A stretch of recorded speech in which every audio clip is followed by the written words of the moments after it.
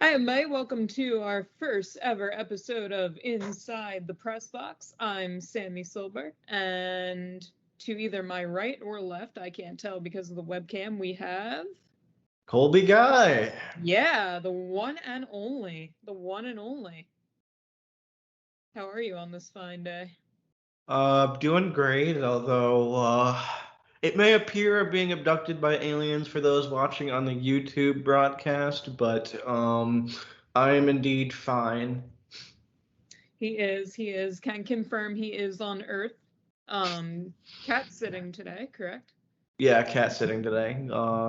Cat's over in the other room watching Seinfeld right now. Got you. My pupper is half asleep, and now she's awake watching me from across the room, and her eyes are closing. So that's good because she loves to photobomb. So none of that today on this fine day of recording. So this is a little bit about our podcast.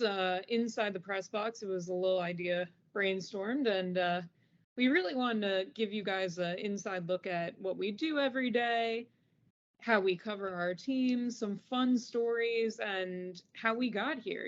I think that the press box is somewhere that is very much going to become a welcoming environment and has become a very welcoming environment, and is only growing in that direction. And that's kind of a goal of ours, right, Colby? Yeah, for sure. And I think that starting something like this and just sharing our experiences and showing that, anybody from anywhere can work their tail off and get to, live out the dream. So, Colby, why don't you start us off and talk a little bit about how you got into hockey and covering sports and all that fun stuff?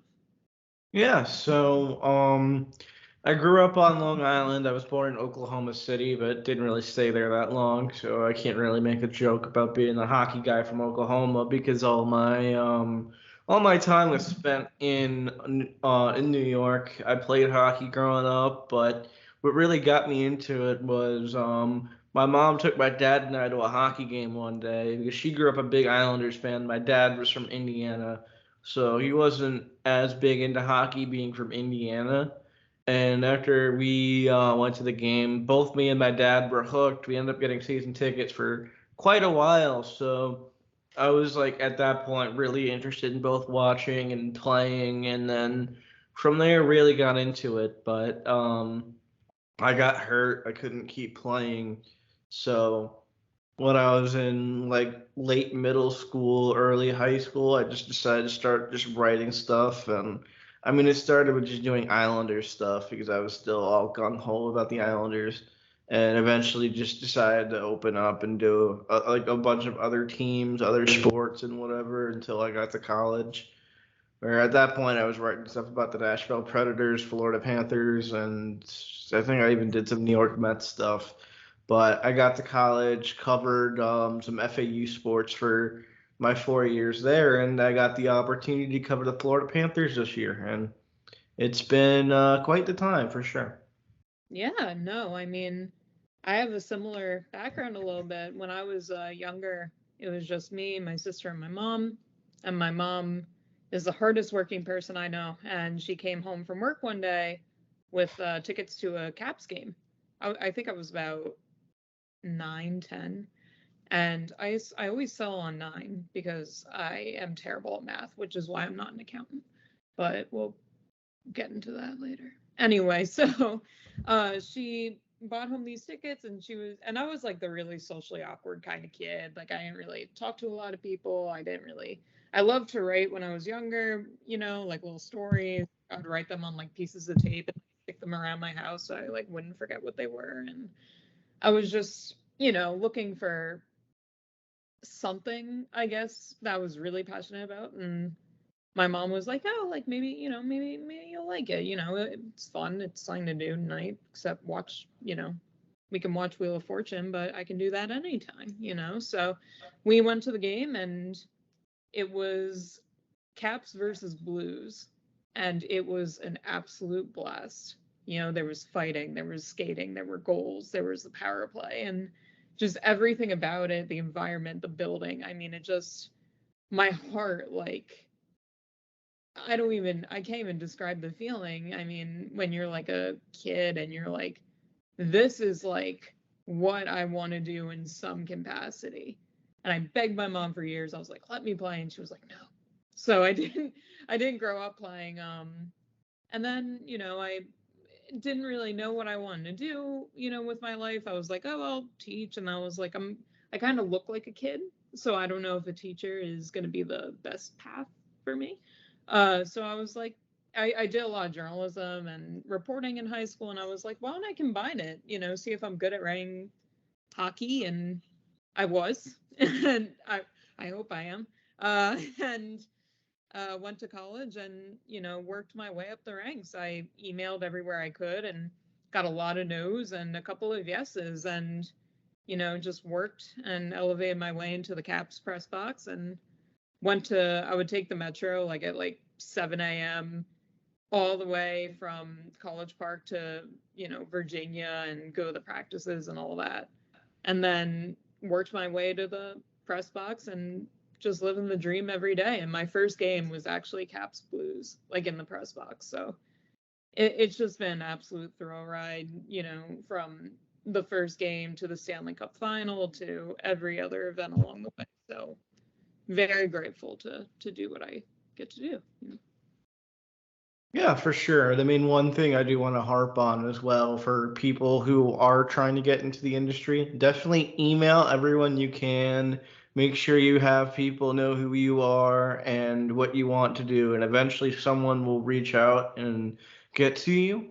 But you want to just make sure you're writing wherever you can. So, like, even if you just start up your own website and just start posting some stuff, or maybe you go to some like lesser known network and start just posting stuff, writing whatever you can, whether it's a gamer or an opinion piece about a guy or something. Just do whatever you can to make sure your stuff is out there. And I mean, if you're in school, you definitely want to do what you can covering your school's teams and getting a good feature out on a guy or writing some good game content and stuff like that. And eventually you'll send it out and someone will take a look, of course. So that's the important thing. And I mean, that's what happened with me that got me in the Panthers press box, because I was covering FAU that year, and my partner in scribe, George Richards, was over there covering FIU for the Herald when it was an FAU FIU game. Big rivalry in South Florida college sports. It's all the rave down here, of course. But that's where I met him, and we figured some stuff out from there. So it never hurts to email people, reach out, you can see if you can get a freelance job somewhere. It's also another way I've been able to find work. But emailing is very important, making sure you're known. So that is something I would consider very important. Yeah, no, and I think that that's like a great point is, when I was younger, one of my teachers, told me I was like freaking out about something. I can't remember the exact question, but she was like, she was like, the worst thing that anybody can say to you if you ask something is no. And that's okay. And I'm a totally, as my dog shakes it out, I'm a totally like non-confrontational person. I'm very awkward, very shy. I think I've gotten better at that, since becoming a reporter. I think that's necessary. So, it's something that you work on, but never be afraid of the word no. And if you get rejected, you just keep going. Don't let that stop you. If you love something, work for it. Do what you can. Don't be afraid to take any opportunity, even if you think like, okay, maybe this isn't like something that's like huge. You know what I mean? Just do it, if you love it, and don't give up. Never give up. Because if you give up, then you're never going to know. And that sounds so cliche and, basic, but like it's very much true. So Yeah, exactly. And I mean, as a reporter, you have to learn how to ask questions, anyways. And asking any kind of question, if you want to know something, you got to go out there and ask. You want to know if you can be a good contributor to whatever company you want to work for, you go ahead and ask, because it's the same thing you'd want to do when you're talking to a player or a coach and you want to know something. No matter how stupid the question sounds to you, it's not a stupid question, and it could lead to a pretty good story. So whether it's asking if you can contribute somewhere, asking a question to a player or coach, nothing's stupid.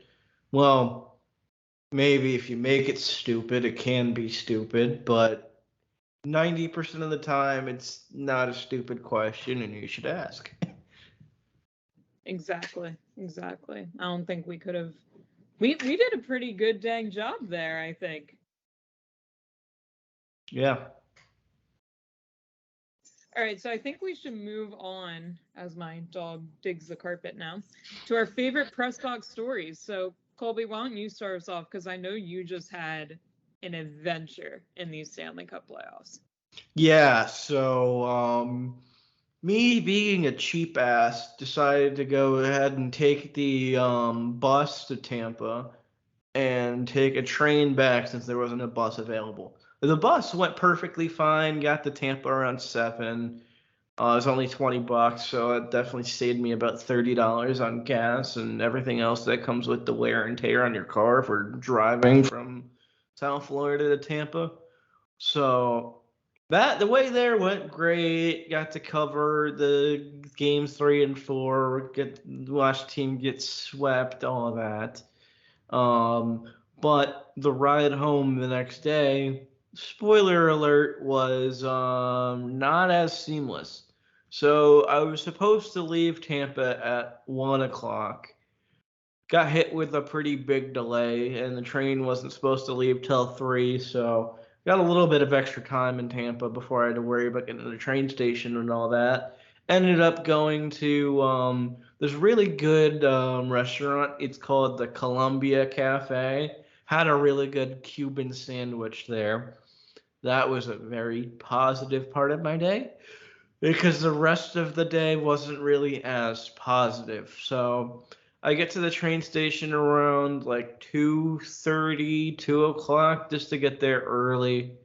I saw there was a Publix across the street, so I dropped my bag off to get checked in, foreshadowing something that will go wrong later.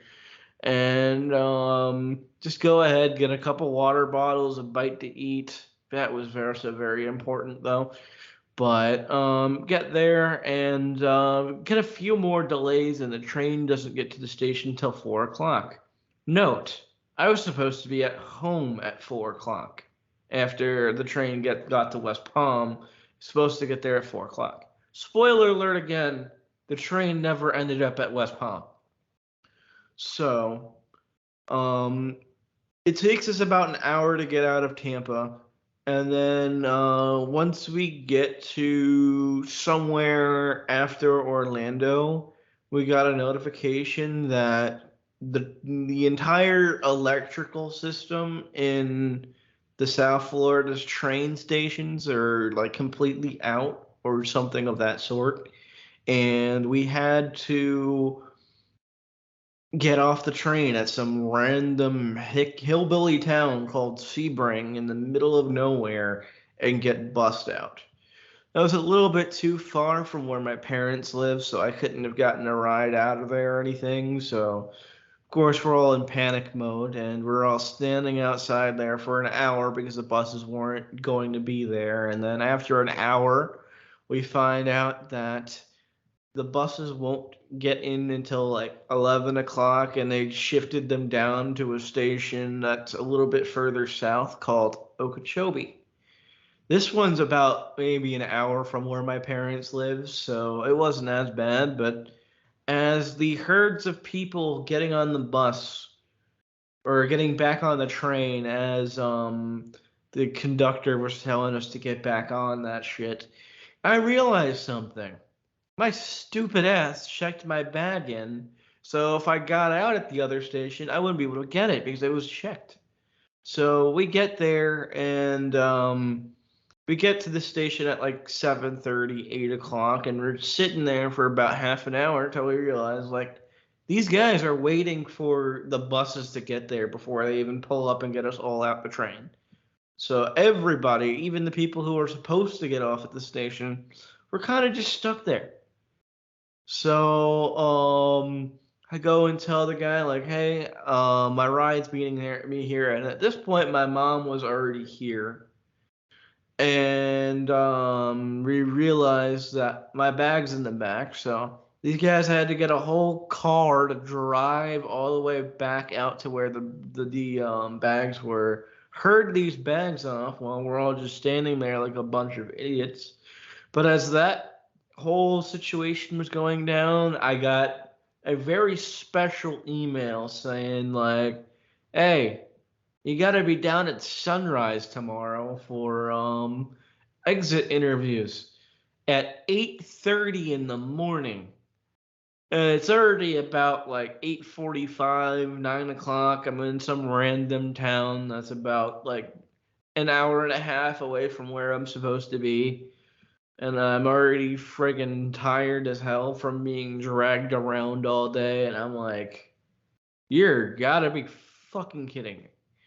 So it takes them about maybe 45 minutes to get my bag out of the back. And from there, my tired ass lugs myself into my mom's car. We stop and get McDonald's. I sleep at her family member's house. It's about like halfway between my house and the Panthers arena. And yeah, I had to drag my jolly ass over to the freaking exit interviews the next day, and that was very fun. The things we do for this job. Did you make it on time though? I was the first person there. Look at that. See, you were texting me. I was at a Nats game. I was at Nats Dodgers, and I was like more glued into this story and saga than the game. So, I mean, you made someone's night. So, thank you. Thank you for for sharing that. I hope it was entertaining enough for whoever's listening as well. I'm sure it was. I'm sure it was. Yeah, so I'm thinking it's so funny because like Colby told me before this call, he's like, you've had weeks to think of one of your favorite press box stories. So I finally have one. So I was still in college. I started covering the Caps like in person, like when I was like 20. So I was still in college and I totally, skipped class to go to practices, which is epic.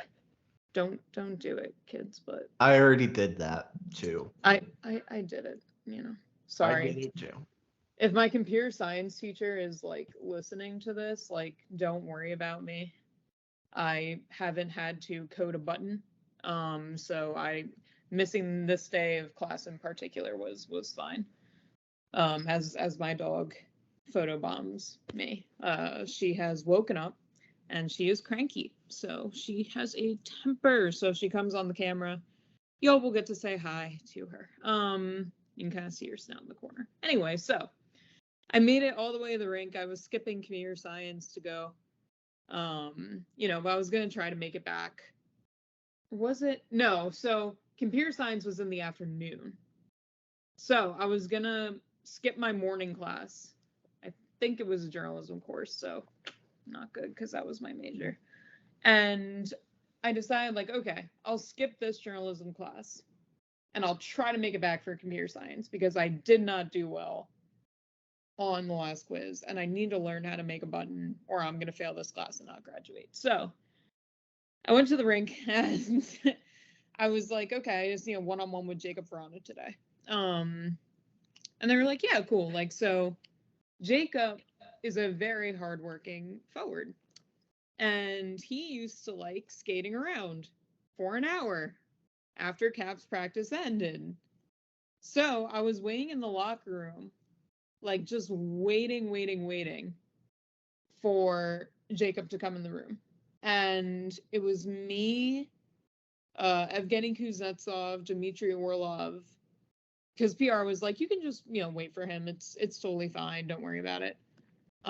Caps PR is awesome. Shout out to all of them. and I'm very grateful for their service. And it was me, Kuzi Orley, and I think Dmitry Yaskin when he was still with the Caps. And there was like a Globetrotters event or something. So they were throwing like a Globetrotters basketball like around. And at this point, like I'm like getting closer. It takes me like about 50 minutes if I'm lucky to like an hour and 20 minutes to get from Ballston, which is where the rink is, to College Park, which is where I went to school. Go Terps. And I was like, okay, like we're kind of getting down to the wire, but I really need this today. And they're throwing around the ball, and all of a sudden, like out of nowhere, like Kuzi comes up next to me, and he hands me like this like little thing, or he like holds it up, and it's like this picture, and he's like, "What do you think?" And it was like a stick person, like they were like making like charity Christmas cards, and he drew this like. It was a wonderful drawing. He drew like this wonderful stick person for Christmas, and it said like "Congrats, yay," as my dog comes up. It said like "Congrats, yay," like on the side of it. I'll find a picture of it, and I was like, "It's beautiful." And I go, "It's great." I go, "It's beautiful." And he like holds up, and he's like, "The best," and I was like, "Yes." I was like, I love it. And so finally, like, I know I'm gonna miss class at this point. And Jacob finally comes in, and he's in full gear. And he's like sweating. And he's like, "Oh, like a basketball." And he's like, "Pass it." And they like throw it over, and he starts like dribbling in full gear. And he's like, "I'm a Globetrotter." I'm like, okay. I'm like, I love that you're having so much fun right now, and I don't want to interrupt. I'm so sorry, but let's do it. And he gave me one of the best interviews I ever had. Bless his heart. So that's my little story. I did not make it back in class for time, and I got a 2 out of 20 on the last quiz because all I wrote was my name, which you get points for, and I wrote code on the top of the sheet and handed it in. So that's what happened, and that's my story. You should have just wrote "Congrats, yay" on the paper. Congrats, yay. Maybe would have gotten another point. I will find we'll include it in the final cut because this was the best Christmas card I've ever seen in my life. That is friggin' hilarious. And I mean, I have a lot of stories for just like I had to leave class once because of the whole Quenville thing, and we found out within maybe an hour that Andrew Burnett was gonna get his introductory press conference at a certain time. So I had to just like walk out of my sports broadcasting class, which it's sports broadcasting class, and my professor was the radio announcer for the Marlins. Shout out Glenn Geffner, if you're listening to this, you're the man. But he let me just walk out and sit somewhere outside, and we talked to Andrew Burnett and a couple Panthers players about the whole Quenville situation and Burnett coming in. So I had that fair share of having to share class time with covering the team. But I mean, luckily my last semester I took mostly online classes, so I never had to deal with missing anything. So that decision right there was a bit smarter on my behalf to take online classes. Like one of my classes was on Zoom. So like every day I just stay at the arena and do my Zoom class from the workroom. Bless the Panthers for letting me do that.